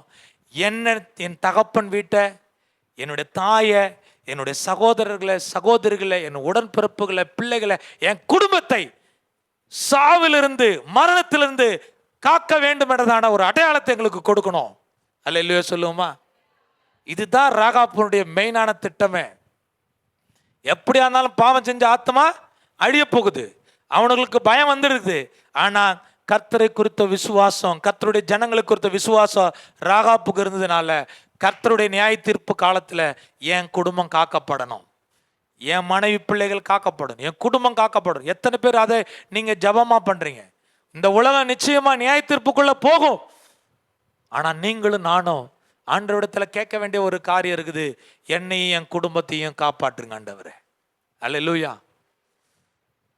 சுயநலமான ஒரு ஜபம் அல்ல, கூடவே என் கிராமத்தை காப்பாத்துங்க, என் தேசத்தை காப்பாத்துங்க. ஏன்னா பைபிள்ல சொல்லப்படுது, ஒருவர் என்ன செய்யக்கூடாது, கெட்டு போக கூடாது. ராகாப்புக்கு அன்றைக்கு இருந்தது, என் குடும்பம் கெட்டு போக கூடாது. சரிங்களா? ஒரு பிரசங்கியார் அப்படிதான் பிரசங்கம் பண்ணிட்டு இருந்தாரா. பிரசங்கம் பண்ணும்போது நல்ல அழுது பிரசங்கம் பண்றார். அப்படி பிரசங்கத்துல சொன்னார், இந்த கிராமம் அழிக்கப்பட போது அப்படி என்று சொன்ன போது எல்லா ஜனங்களும் அழுது என்ன செய்றாங்க, ஜெபம் பண்றாங்க. ஆனா ஒரு அம்மா மட்டும் சிரிச்சுட்டே இருக்குதான் சேர்ல உட்காந்துட்டு. அந்த அம்மாவுக்கு அழுகே வரல, சிரிச்சுட்டே இருக்குது. பிரசங்கியார் போய் கேட்டாரு, ஏமா நீ சிரிக்கிற, எல்லாரும் இந்த கிராமத்துக்காக பாரப்பட்டு அழுகிறார்களே அப்படி சொன்னபோது, நான் இந்த கிராமம் கிடையாது, பக்கத்து கிராமத்துல இருந்து வந்திருக்கிறேன், அதனால இந்த கிராமம் அழிஞ்சு போட்டோம் அப்படின்னு அந்த அம்மா நினைச்சது சிரிச்சிட்டு இருக்குதான். அப்ப நானும் என் குடும்பமும் மட்டும் ரட்சிக்கப்பட்ட போதாது ஆண்டவரே, என் சொந்தமாக தான் ரட்சிக்கப்படணும், என் தேசம் ரட்சிக்கப்படணும், ஒருவரும் கெட்டு போக கூடாது. அதுக்காக தான் கர்த்தர் எங்களை அழைத்திருக்கிறீர், அந்த விசுவாசத்தை எங்களுக்கு கொடுத்திருக்கிறீர். நம்முடைய ஜெபம் அப்படியாக இருக்கணும். நம்முடைய குடும்பத்தை காப்பாற்றுகிற ஒரு வேலையில கர்த்தர் நம்மளை வைத்திருக்கிறார். அல்லேலூயா, அல்லேலூயா. அதனால வாசிங்க, எபிரேயர்ல 11ஆம் அதிகாரம் 31ஆம் வசனத்தை படிச்சு பார்த்தீங்கன்னா, ஆண்டவர் இந்த ராகாப்புனுடைய விசுவாசத்தை இங்க பாராட்டுகிறார் பாருங்க. எபிரேயர் 11:31, விசுவாசத்தினாலே ராகாப்பின் வேசி வேவுகாரரை சமாதானத்தோட ஏற்றுக்கொண்டு கீழ்ப்படியாதவர்களோட கூட சேதமாகாதிருந்தாள். அது மட்டுமல்ல, யோசுவா 6:25 உயிருடன் காக்கப்பட்டு இஸ்ரவேல் சந்ததியோடு இணைக்கப்பட்டாள். அல்லேலூயா சொல்லுமா? ஆண்டவருடைய சந்ததியில நீங்க வாசித்து பார்த்தீங்கன்னா, மத்தேயு எழுதின சுவிசேஷத்துல 1 அதிகாரத்துல வம்ச வரலாறு வரும்போது, தாவீது அந்த யாருடைய வம்சத்துல இருக்கிறாங்க, இந்த ராகாப்புடைய வம்சத்துல இருந்து வருகிறார். அல்லேலூயா. அப்ப இந்த தாவீதுடைய வம்சத்துல தான் யார் பிறக்கிறா? இயேசு கிறிஸ்து பிறக்கிறார். அப்ப உலக ரட்சிப்புக்கு, முழு உலகத்தையும் ரட்சிப்புக்குள் நடத்துறதுக்கு ஆண்டவர் தெரிந்து கொண்ட ஒரு பாத்திரமாக ராகாப்பு இருக்கிறார். அல்லேலூயா சொல்லுமா? அல்லேலூயா. அப்ப தான் குடும்பத்தை மட்டும் கிடையாது, முழு உலகத்திற்கு ரட்சிப்புக்கு ஒரு பாத்திரமா இந்த ராகாப்பை கர்த்தர் பயன்படுத்த முடியும் என்றால், உங்களையும் என்னையும் பயன்படுத்த கர்த்தர் வல்லவரா இருக்கிறார். அல்லேலூயா. நீங்க ஜெபிக்கிற ஜெபம், நீங்க ஆராதிக்கிற ஆராதனை, நீங்க கொடுக்கிற செய்தி எல்லாம் முழு உலகத்திற்கும் கடந்து போகணும். அல்லேலூயா. அதனால தான் நம்முடைய மீடியா ஊழியத்தை செய்கிற வாலிப பிள்ளைகளுக்கு சொல்லியிருக்கிறேன், இங்க 4 மூலை செவத்துல நம்ம இந்த சுவரில் பேசி கொண்டிருக்கிறதான செய்தி உலகம் எங்கும் கடந்து போகணும். அல்லேலூயா, அல்லேலூயா சொல்லுமா? அல்லேலூயா. நிச்சயமா கடந்து போகும். கர்த்தர் ஒரு பெரிய எழுப்புதலை கர்த்தர் கொடுப்பார். அடுத்தபடியாக நம்ம பார்க்கும்போது மூன்றாவது ஒரு குடும்பம், ரொம்ப மிக முக்கியமான குடும்பம், தேவ அற்புதத்தை கண்டு அப்படியே விசுவாசித்த குடும்பம். அப்போஸ்தலர் நடபடிகள் 16வது அதிகாரத்தை எடுத்துக்கொள்ளுங்க. அப்போஸ்தலர் நடபடிகள் 16:25 வசனத்தை படிச்சு பாருங்க. நடுராத்திரியிலே பவுலும் சீலாவும் ஜெபம் பண்ணி தேவனை துதித்து பாடினார்கள். காவலில் வைக்கப்பட்டவர்கள் அதை கேட்டுக்கொண்டிருந்தார்கள். சடிதியிலே சிறைச்சாலையின் அஸ்திபாரங்கள் அசையும்படியாக பூமி மிகவும் அதிர்ந்தது. நீங்க இந்த சம்பவம் எத்தனை பேருக்கு தெரியும்? உங்க எல்லாருக்கும் தெரியும். நீங்க பாத்தீங்கன்னா நல்லா பைபிள்ல நல்லா படித்து தேறினவர். அல்லேலூயா. நான் விசுவாசிக்கிறேன். அப்போஸ்தலர் நடபடிகளை நீங்க நல்லா படிங்க. கர்த்தர் செய்த அற்புதங்களாம் வாசிங்க. உங்களுக்குள்ள விசுவாசம் உண்டாகும். ஆண்டவர் செய்த செயல்கள், பவுல் அப்போஸ்தலனை கொண்டு கர்த்தர் செய்தது, அப்போஸ்தலர் கர்த்தர் பயன்படுத்தின விதங்களை நம்ம எல்லாம் பார்க்கிறோம். அல்லேலூயா. ரட்சிப்பினுடைய காரியங்கள் எல்லாம் நம்ம அப்போஸ்தலர் நடபடிகளை பார்க்கிறோம். சபை எப்படி வளர்ந்தது என்பதை நீங்க அப்போஸ்தலர் நடபடிகளை அந்த வசனத்துல அது எந்த பகுதியில் நடக்குதுன்னு கேட்டா, பிலிப்பு என்றதான ஒரு பட்டணத்தில் நடந்த ஒரு சம்பவம். அந்த பட்டணத்தில் பவுலும் சீலாவும் ஊழியம் செய்கிறாங்க. அவர்கள் ஜெப வேலை 9ஆம் மணி வேலையில் அவங்க புறப்பட்டு போகும்போது அவங்க தினசரி ஜெபிக்கிறதான ஒரு இடத்துக்கு போகிறாங்க. அங்கே ஒரு பிசாசு பிடிச்ச ஒரு மந்திரம் பண்ணுகிறதான ஒரு பெண்மணி, அந்த பெண்மணி குறி சொல்லுகிற ஒரு பெண்மணி இவங்களை பார்த்த உடனே உன்னதமானவருடைய ஊழியத்தை செய்கிறவர்கள் வருகிறார்கள் என்று சொல்லி வாழ்த்து சொல்லினே இருக்குது. நம்ம ஆளுங்க பிசாசு பேசிச்சுன்னா நம்மளாம் பேச விட்டு வேடிக்கை பார்த்துருக்கோம். அப்படி தானே? பிசாசுக்கே தெரியுது நான் யாருன்னு சொல்லிட்டு, நான் எவ்வளோ பெரிய ஊழியக்காரர், வல்லமுள்ள ஊழியக்காரர். ஆனால் இங்கே இருக்கிறதான ஆட்களுக்கு என்ன செய்யலை, நான் யாருன்னு தெரியலன்னு சொல்ல நம்மளை கூட்டி தெளிவாக சொல்லும் பிசாசு. புரியுதுங்களா? இயேசு கிறிஸ்துவை குறித்து முதல்ல சாட்சி எடுக்கிறது யாரு? பிசாசு. எப்பா ஊழியம் செய்ய வந்தீரா? தேவகுமாரனே இந்த கல்லை அப்பமா மாத்து அப்படின்னு சொல்ல பாடுறா. பிசாசுக்கு நம்மளை தெரிஞ்சிச்சு, நம்ம தேவகுமார் தெரிஞ்சு பெருமைப்பட்டாரா? அப்பால இப்போ சாத்தானே உனக்கு எனக்கு என்ன சம்மந்தம் இருக்கு சொல்றாரா இல்லையா? ஓடிப்போ. பிசாசை பார்த்தா என்ன செய்யணும்? விரட்டணுங்க. அல்லேலூயா. அவனை பேச விட்டு வேடிக்கை பார்க்கக்கூடாது. ஆட விட்டு வேடிக்கை பார்க்கறது, பேச விட்டு வேடிக்கை பார்க்கறது, அதெல்லாம் என்ன செய்யுது? தவறான விஷயம். நமக்கு ஆண்டவர் என்ன சொல்றார்? இவங்க பார்த்தீங்கன்னா இது அடிக்கடி தொந்தரவு கொடுத்துட்டு இருக்கிறத பார்த்து பவுல் அப்பாலே போ, உனக்குள்ள இருக்கிறதான பிசாசை என்ன செய்து வெளியே போன்னு சொன்ன போது அந்த அம்மா விடுதலை அடைஞ்சிச்சு. விடுதலை அடைந்த உடனே அந்த பிலிப்பு பட்டணத்தில் பணம், பொருள், அது பற்றின ஒரு செல்வ செழிப்பான ஒரு இடம். ரோமர்களுடைய ஆட்சி காலத்தில் அது ஒரு பெரிய மத்திய ஒரு பகுதியாக இருந்தது. அப்போ பணத்தை சம்பாதிக்கிறது ஒரு குறியா இருந்தா, நீ குறி சொல்றியோ, நீ பேய் பிடிச்சிருக்குதோ, என்ன இருக்குதோ, எனக்கு தேவை என்னது? பணம் அப்படின்னு ஒரு குரூப் இருந்தது. அந்த குரூப்பினுடைய வருமானம் நின்று போச்சு, வியாபாரம் போயிடுச்சு. அதனால என்ன செஞ்சான் தெரியுங்களா? இந்த வியாபாரத்துக்கு தடையா இருந்தது யாரு? இந்த பவுலும் சீலாவும் தான். இந்த பவுலும் சீலாவையும் அதிகாரி இல்லத்துல அவன் என்ன செஞ்சான்? ஒப்பு கொடுத்து அவர்கள் என்ன செய்தார்கள் தெரியுங்களா? இந்த கிறிஸ்துவை பிரசங்கித்ததினால, இவர்களை கொண்டு செய்த அற்புதத்துக்காக, ஊழியத்திற்காக அவர்களை சந்த வெளியில அவர்களை துன்புறுத்தினார்கள், அடித்தார்கள், உதைத்தார்கள், காயப்படுத்தினாங்க. அது மட்டும் இல்லை, சிறையில் அடைத்து தொழுமரம் என்றால் அந்த மரத்தில் ஓட்டையாக இருக்கும் சரிங்களா, அதில் கட்டி தொங்க விட்டுருக்குறாங்க. காயங்கள், சரீரம் முழுவதும் காயம், இரத்த வெள்ளம். பாட முடியுமா? பாட்டு வருமா? துதி வருமா? நம்ம சொல்லுவோம், எனக்கு மட்டும் ஏன் இப்படி வருது? நான் ஊழியத்துக்கு போனால் மட்டும் ஏன் இந்த பிரச்சனை? நான் என் விசுவாசத்தில் இவ்வளோ போராடுறேன், மற்றவங்களுக்கெல்லாம் இல்லையே. நம்மளால பாட பார்த்தாலே நம்மளை பாடாப்படுத்திடுவாங்க. பாடுகள் மகிமையை கொண்டு வரும். அல்லேலூயா. கிறிஸ்துவ வாழ்க்கையில் பிரச்சனை வருது, அது பிரச்சனை கிடையாது. அல்லேலூயா. அது உன்னை தைரியப்படுத்துகிறது, அது உன்னை உருவாக்குது, அது உன்னை உயர்த்த போகுது. அல்லேலூயா சொல்லுவா. உபத்திரவத்தை கண்டு பயப்படாத, சோர்ந்து போவாத. பாடுகள் வரும், பிரச்சனை வரும், ஆனால் அவைகள் ஒன்றும் மேற்கொண்டது கிடையவே கிடையாது. அல்லேலூயா. எத்தனை பேர் விசுவாசிக்கிறீங்க? ஏன்னா நம்ம ஆல்ரெடி ஆண்டவருக்காக நம்மளை ஒப்பு கொடுத்துட்டோம். இனி வாழ்ந்தா யாருக்காக? ஆண்டவருக்காக. செத்தா யாருக்காக? ஆண்டவருக்காக. நம்மளை தொடர்வனுக்கு அவனுக்கு தான் நஷ்டம். ஏன்னா ஆல்ரெடி வி சரண்டர் எவ்ரிதிங். அப்ப கர்த்தருக்கு நம்மளை ஒப்பு கொடுத்துருக்கும் போது யார் எதிர்த்தான? அதனாலதான் பவுல் சொல்றார், வாழ்ந்தாலும் கர்த்தருக்காக வாழ்ற. தாழ்ந்திருக்கும் தெரியும், உயர்ந்திருக்கும் தெரியும். எந்த சூழ்நிலை எப்படி இருக்கு தெரியும். என்னை உபத்திரப்படுத்துறியா, படுத்து. என்னை காயப்படுத்துறியா, வழிதான், தாங்கிக்கிறேன். ஆனா அவர் பாட ஆரம்பிச்சாருங்க, துதிக்க ஆரம்பிச்சார். அவர் என்ன சொல்லி பாடினான்னு தெரியல. அண்ணா அவர் பாடின பாட்டுல தேவ வல்லமை இறங்கிடுது. அல்லேலூயா. இன்றைக்கு நீங்களும் நானும் பாடுற பாட்டுல வல்லமை வருதா? என் பொண்ணு இருக்குது, சின்ன பொண்ணு, மைக்க பிடிச்சிட்டே ஒரு கொட்டாய் விடும் பாட்டு பாடும்போது. சின்ன பிள்ளையில அப்படிதான் விட்டது, இப்பயும் அப்படிதான். நீங்களும் நானும் பாடும்போது என்ன வரணும் சொல்லு? கெட்டாவி ஓடணும். அல்லேலூயா. மகிழ்ச்சி உண்டாகணும், உற்சாகம் உண்டாகணும். கர்த்தரை பாடும்போது தேவ பிரசன்னம் வரணும். அல்லேலூயா. அப்ப நீங்களும் நானும் கர்த்தருடைய ஆலயத்துக்கு வரும்போது அந்த உற்சாக பலத்தோடு கூட வரும்போது தான் அது என்ன செய்யும்? ஒர்க் அவுட் ஆகும். தேவ பிரசன்னம் உன்னை தொடும். அங்கிருந்து மந்தமா இடிச்ச புளியாட்டம் வந்தீங்கன்னா உங்களை எப்படி தட்டி எழுப்புறது? அல்லேலூயா. கொஞ்சம் ஏதாவது ஒரு ஸ்கேல் மாறிடுச்சு, ஏதாவது தொண்டை கரகரம் இருந்தால் பாடவே முடியாது. அல்லேலூயா. உங்களை தட்டி எழுப்புறது படாத பாடாக இருக்கும். அதனால தான் இன்னைக்கு பார்த்தீங்கன்னா சில சபைகள்லாம் பார்த்தீங்கன்னா வந்து என்ன செய்கிறாங்க, நல்ல பாடகர்கள் நல்ல மியூசிக்கை வைத்து கொண்டு நல்ல கலர்லாம் போட்டு ஒரு கூட்ட மக்கள் என்ன செய்ய கூப்பிடுறாங்க. ஆனால் ஒன்றும் கிடையாது, வல்லமை இல்லை. அல்லேலூயா. வல்லமை அன்றைக்கு பார்த்தீங்கன்னா ஒரு ட்ரம் எடுத்து டம்முன்னு அடிச்சாங்க, அவ்வளோ ஒரு எழுப்புதலாக இருந்தா. அல்லேலூயா. பிரசங்கம் பண்ணும்போது பேயெல்லாம் என்ன செஞ்சது? ஆடி ஓடுனது. அல்லேலூயா. இன்னைக்கு இவ்வளோ நேரம் பிரசங்கம் பண்ணுற ஒரு பேயில். அப்போ கர்த்தர் நம்மளை எல்லாம் பரிசுத்தமான வச்சுக்கிற, பேய்கள் ஒன்றும் வரவில்லை. கர்த்தருக்கு ஸ்தோத்திரம். நான் ஜெபம் பண்ணுறது, ஆண்டவரே ஆலயத்துக்கு வரும் முன்னே பேய்கள் எல்லாம் ஓடிடணும். அல்லேலூயா. இங்கே வந்து ஆராதனை என்ன செய்யக்கூடாது? டிஸ்டர்ப் பண்ணக்கூடாது. அப்படி தான் ஒரு நாள் நம்ம சர்ச்சுக்கு ஒரு அம்மா வந்துடுச்சு.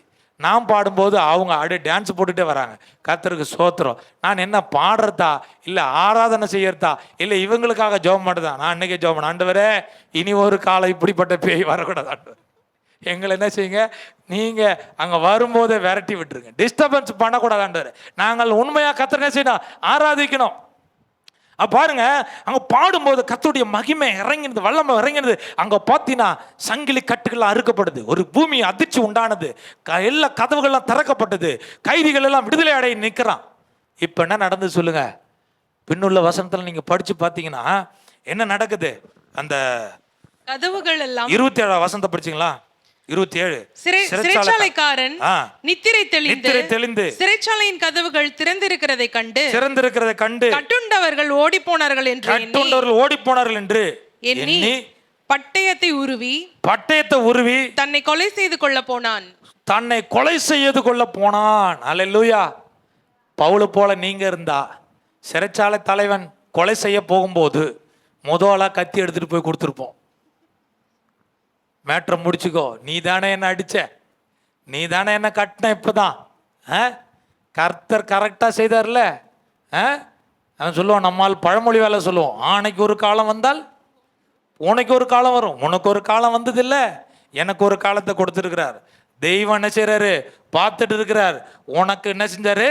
இப்படி ஒரு சூழ்நிலை உண்டாக்கினார் பாருன்னு சொல்லிட்டு நம்ம என்ன செய்திருப்போம்? சத்துருவை கட்டுறாண்டவரே, சத்துருவை விரட்டுறாண்டவரே, சத்துரு என்ன செய்யும்? இல்லாமல் போகட்டாண்டவரே. ஜெபம் பண்றோமா இல்லையா? ஆனா இங்க பவுலுடைய எண்ணம் பாருங்க, தீமை செய்தவன், பழி வாங்கினவன், அடித்தவன், அவன் தன்னை தானே கொலை செய்து கொள்ள போகிறான். ரோமர்ல நீங்க வாசித்து பார்த்தீங்கன்னா 12வது அதிகாரம் 17 to 19 வசனம் வரையில படிச்சு பாருங்களா. ரோமர் 12:17. ஒருவனுக்கும் தீமைக்கு தீமை செய்யாதிருங்கள். தீமைக்கு தீமை செய்யாது. அதிகாரிகள் தவறு செய்யலாம், கர்த்தரை விரோதிக்கிற காரியம், ஜனங்கள் விரோதமான காரியத்தை செய்யலாம், ஆனா அவர்களுக்கு தீமைக்கு தீமை செய்யாதீங்க. எல்லா மனுஷருக்கு முன்பாகவும் யோக்கியமானவைகளை செய்ய நாடுங்கள். யோக்கியமானதை செய்ய நாடுங்கள். கூடுமானால் உங்களால் ஆன மட்டும் எல்லா மனுஷரோடும் சமாதானமா இருங்க. அதுக்கப்புறம் பிரியமானவர்களே, பழி வாங்குவது எனக்குரியது, நானே பதில் செய்வேன் என்று கர்த்தர் சொல்லுகிறார் என்று கர்த்தர் சொல்றார். பழி வாங்குறது யாருடைய வேலை சொல்லுங்க? நீ என்ன அடிச்சப்பா, நீ என்ன சிறையில் அடிச்ச, என்ன காயப்படுத்தின, ஆனா அதுக்கு நான் தீமை செய்யல. கிறிஸ்தவம் என்றைக்கும் தீமை செய்கிறது கிடையாது. ஆண்டவர் சொன்னா, ஒரு கண்ணத்தில் அடித்தா மறு கண்ணத்தை 1 மைல் தூரம் உன்னை நடக்க சொன்னாங்களா, நீ 2 மைல் தூரமா நட. தீமைக்கு நன்மை செய்யு. காரணம் இயேசு கிறிஸ்து கற்றுக் கொடுத்த பாடம் அதுதான். நாங்கள் நன்மை செய்கிறதுக்காக இந்த உலகத்தில் இருக்கிறோம். அல்லேலூயா. ஆனால் நமக்கு விரோதமாக தீமை செய்கிற கூட்டம் அதிகமாக இருக்கிறது. அதற்காக அவர்களை பழி வாங்குறது நம்முடைய நோக்கம் அல்ல. ஆண்டவர் சொல்றாரு, ரட்சிக்கிறது தான் நோக்கம். ஒருவரும் கெட்டு போக கூடாது.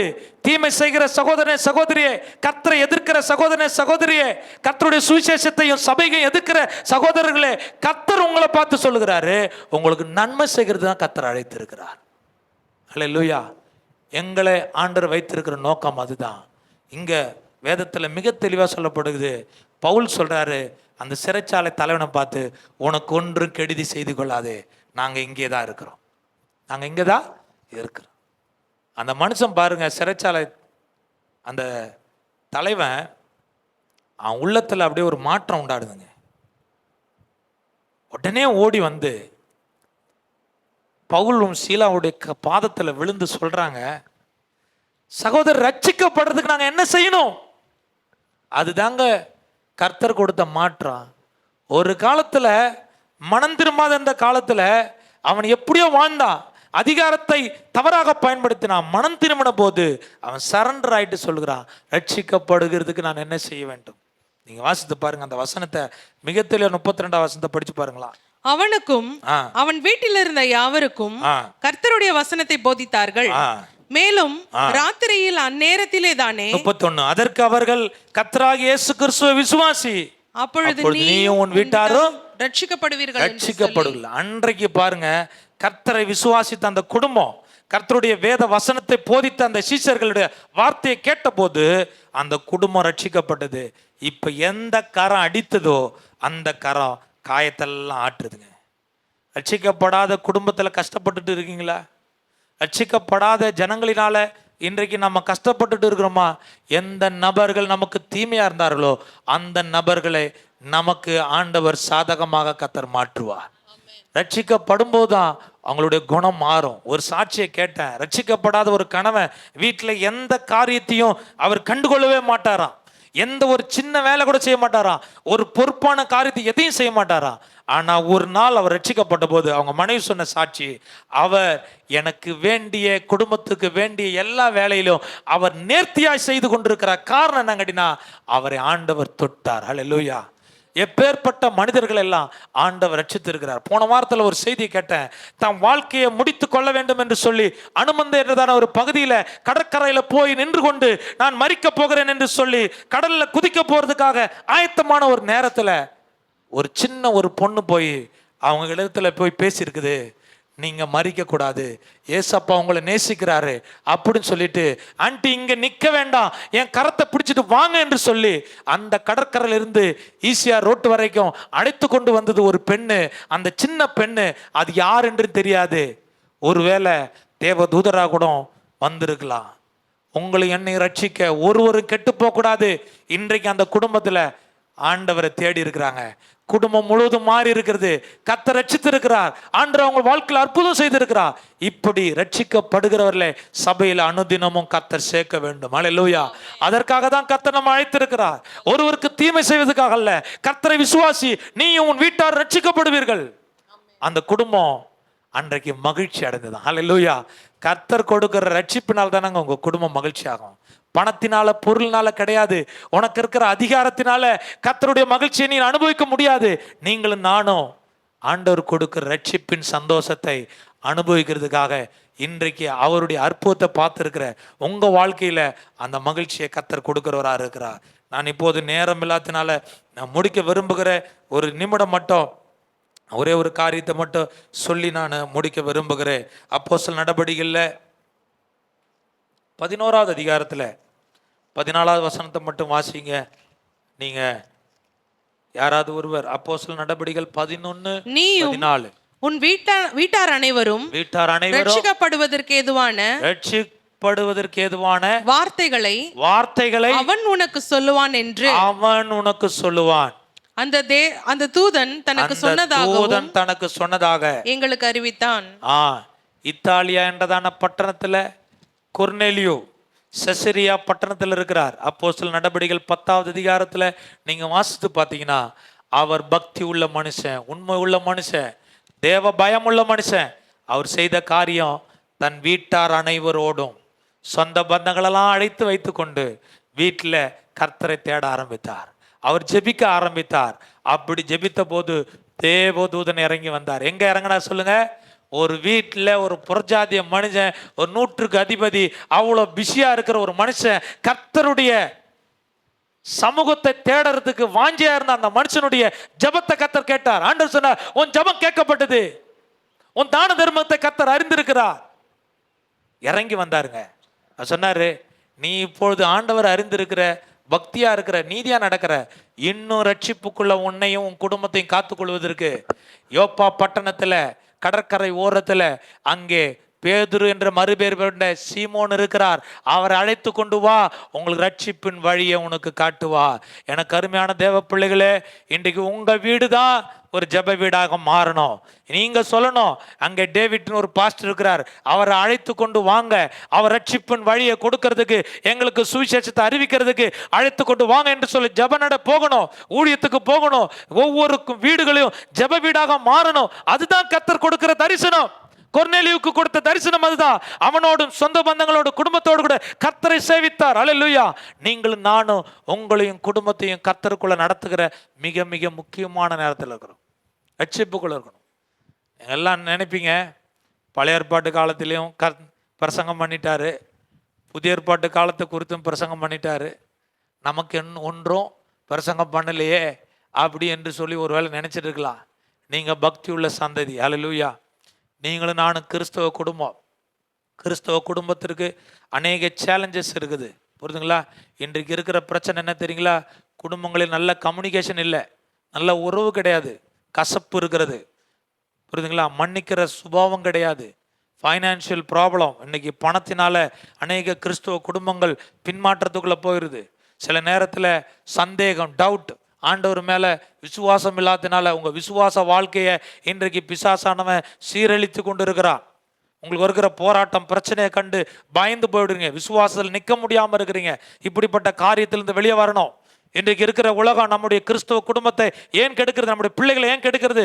இந்த உலகத்துடைய மீடியாக்கள், நீங்கள் பயன்படுத்துகிறான இந்த சோசியல் மீடியா இன்றைக்கு விசுவாசத்தை குறைக்கிறது, புரியுதுங்களா? பிள்ளைகள் அதுக்கு அடிக்ட் ஆகிட்டு போயிருக்கிறாங்க, அதுக்கு அடிமையாக இருக்கிறாங்க.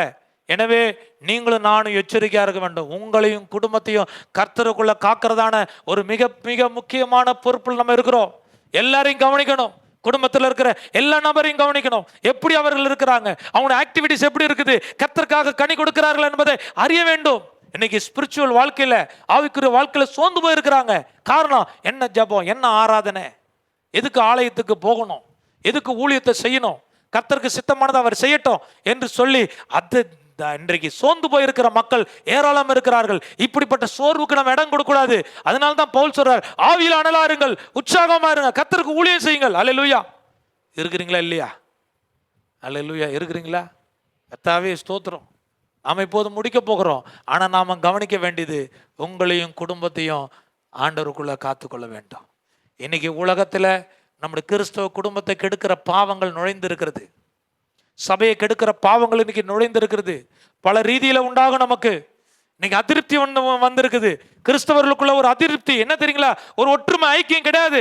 அந்த ஐக்கியம் இல்லாத போனதுக்கு காரணம் என்ன? தேவன் மேல பக்தி இல்லாத போனதுக்கு காரணம் என்ன? கிறிஸ்தவத்தின் மேல ஒரு விரக்தி உண்டானதுக்கு காரணம் என்ன? யோசனை பண்ணி பாருங்க. அவர்கள் நம்முடைய முற்பிதாக்களை பார்க்குறாங்க, சிலர் இம்மாறலா நடந்தவர்களை பார்க்குறாங்க, சில ஊழியக்காரர்களை பார்க்குறாங்க, சில ஊழியத்தை பார்க்குறாங்க. இவர்கள்லாம் மாதிரியாக இல்லையே, நாங்கள் எங்கே ஆண்டவரை தேடுவது என்று சொல்லி அவர்கள் எல்லாம் பின்வாங்கி போயிருக்கிறாங்க. நீங்களும் நானும் பின்பற்ற வேண்டியது எந்த மனிதனும் கிடையாது, கிறிஸ்து இயேசுவை நோக்கி பார்க்கணும். அல்லேலூயா. அவரை பின்பற்றணும். இல்லை என்றால் உன் ரட்சிப்பை நாம் இழந்து போகும். இன்றைக்கு நமக்கு ரோல் மாடலாக இருப்பது இயேசு கிறிஸ்துவும் அவருடைய போதனையும். அதை பின்பற்றினாதான் அப்போஸ்தலர்கள் நமக்கு ரோல் மாடலாக இருக்கிறார்கள். எனவே ஆண்டவர் கொடுத்த வார்த்தையின்படி இந்த கொடிய காலத்தில் நம்முடைய குடும்பம் நஷ்டப்படாத, ஒருவரும் கெட்டு போகாம நித்திய ஜீவனை அடைவதற்கு இயேசு கிறிஸ்து கல்வாரி சிலுவையில் நமக்காக ஜீவனை கொடுத்திருக்கிறார். அவர் தான் நல்ல மேய்ப்பர். அவரை விசுவாசிக்கிற ஒருவரும் கெட்டு போக மாட்டார்கள். கண்களை மூடி நாம் ஜெபம் பண்ணுவோம். அல்லேலூயா. முடிந்தவர்கள் எல்லாரும் எழுந்து நின்று ஆண்டவருடைய சன்னிதானத்தில், ஆண்டவரே எங்களையும் என் குடும்பத்தையும் ரட்சிக்கிறதுக்காக எங்களை அழைத்திருக்கிறேன். ஒருவரும் கெட்டு போகக்கூடாது ஆண்டவரே.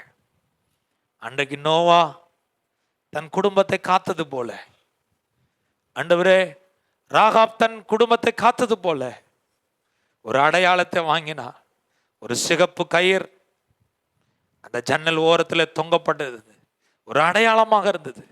எனக்கு அருமையான சகோதர சகோதரிகளே, இயேசு கிறிஸ்துனுடைய சிலுவை பாடுகள் உங்களுக்கு எனக்கு ஒரு அடையாளம். அதுதான் ரட்சிக்கிறது.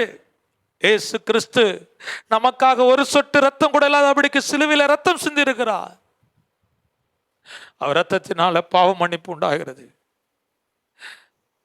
அழிக்கப்படுகிறதான சமுதாயத்திலிருந்து மீட்டெடுத்தது வெள்ளினால பொன்னினால அல்ல, இயேசு கிறிஸ்து வெளியேறப்பட்ட ரத்தத்தினால உங்களை என்னை மீட்டெடுத்திருக்கிறார். எனவே அன்றைக்கு கொர்நேலி தன்னையும் தன் குடும்பத்தையும் காத்தது போல, எத்தனையோ அதிகாரத்துல ரோமர்களுடைய பவர்லான ஒரு வாழ்க்கை வாழ்ந்து கொண்டிருந்தான சிறைச்சாலை தலைவன், அவை எல்லாவற்றையும் மறந்து பவுலும் சீலாவும் ரட்சிப்புடைய வழியை சுமந்து வந்திருக்கிற ஒரு தூதனை போல கருதி அந்த ஏசப்பாவை முற்றிலுமா ஏற்றுக்கொண்டது போல, இந்த காலை வேளையில முழு இருதயத்தோடு கூட ஆண்டவருடைய சன்னிதானத்தில் மனம் திரும்புவோம். பொல்லாத வழியை விட்டு நம்ம திரும்புவோம். கர்த்தர் உங்களை என்னை ஆசீர்வதிப்பார். ஆமென். நாம் யாரும் சேர்ந்து சொல்லுவோம், என் ஆத்துமாவே கர்த்தரை ஸ்தோத்திரி, என் முழுமே பசுநாமத்தை ஸ்தோத்திரி. என் ஆத்துமாவே கர்த்தரை ஸ்தோத்திரி, கர்த்தர் செய்த சகல உபகாரங்களையும் மறவாதே. ஆமென்.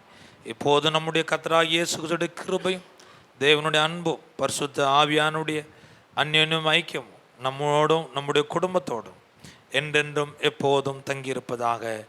ஆமென். ஆமென்.